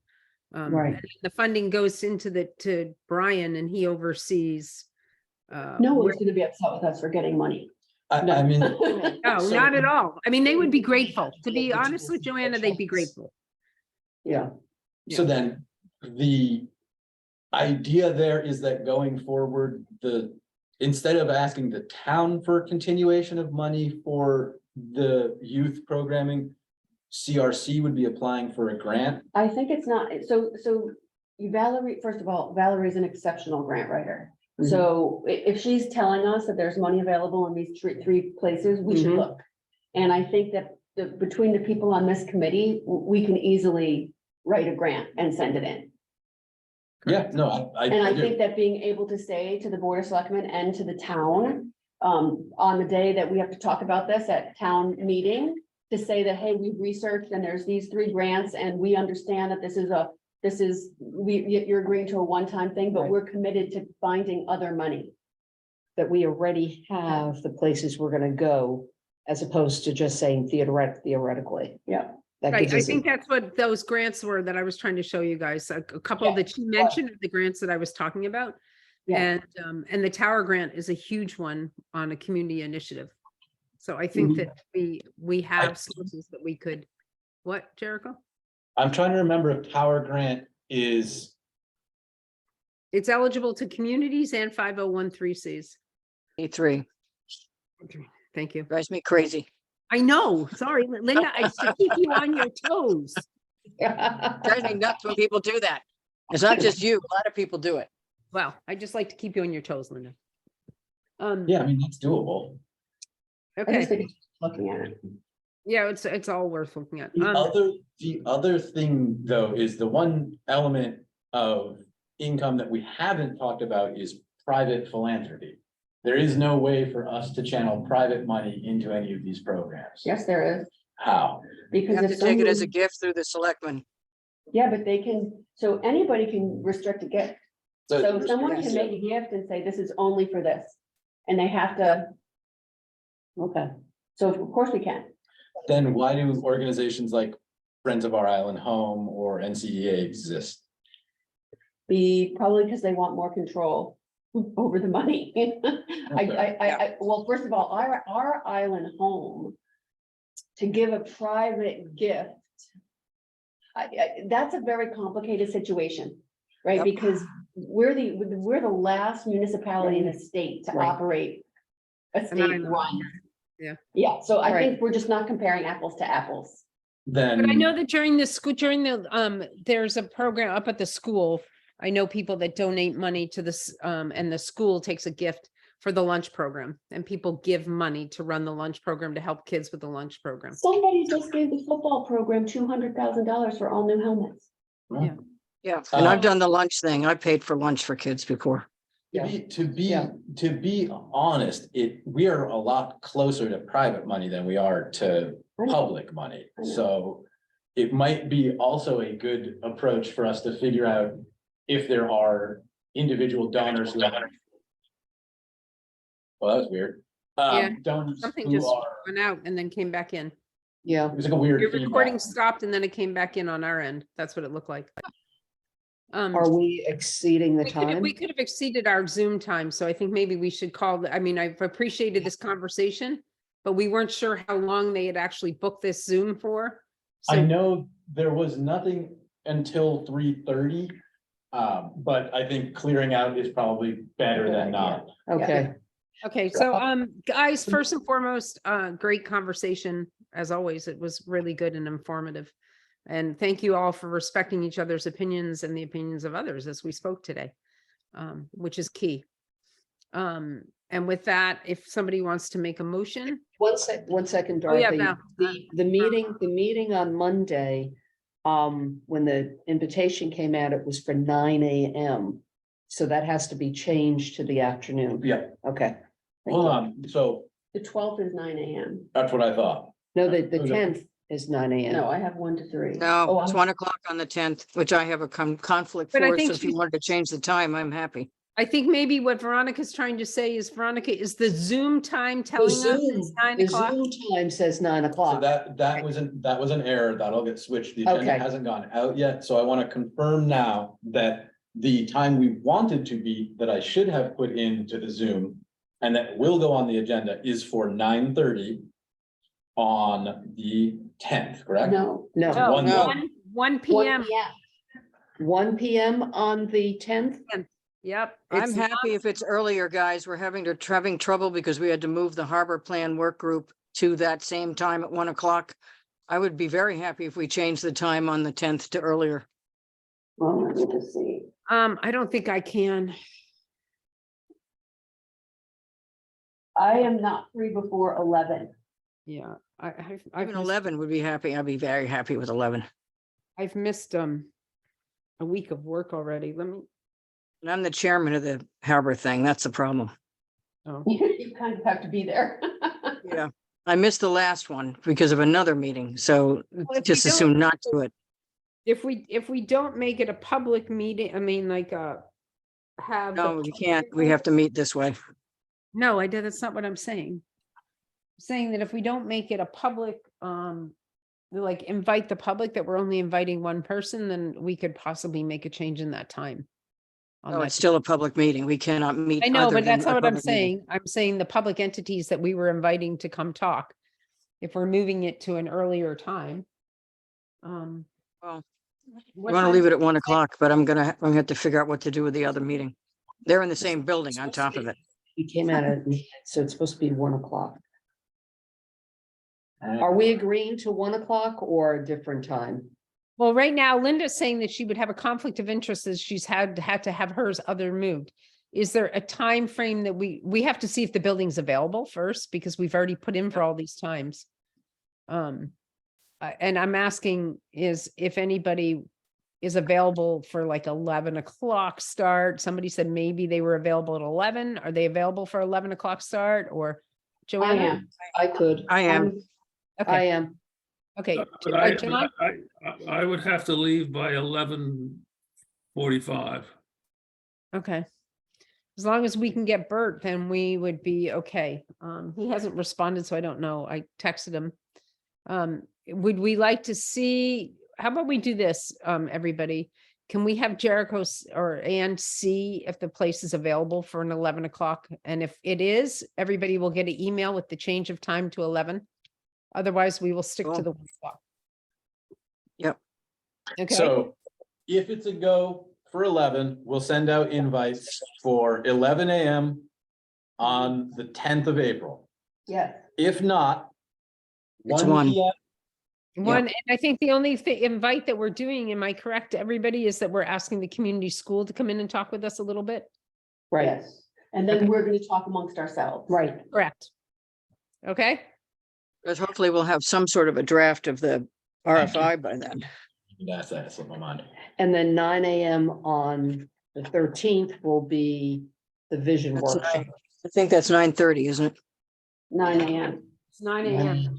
Yes, Okay. 9 AM because I have a 10:30. So we're going to start right on time. Okay, and be done. Okay, Okay, Complicated. yeah, this whole process. So Okay. regardless, you'll have an invite with the agenda sent out most likely tomorrow. Hey, Jericho, you know that if you just look at the middle, we all see you looking at us.